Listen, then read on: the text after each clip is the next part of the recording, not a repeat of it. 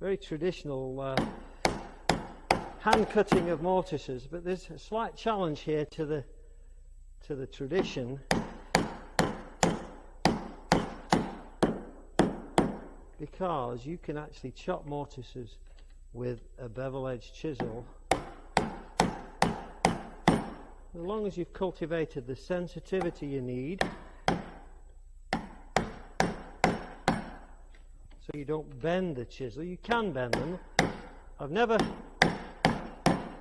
trained 3,500 woodworkers with this method, and I've never known one of them yet bend their chisel because they became sensitive. So back here, now watch this perpendicular aspect of my bevel goes down, right down to the bottom.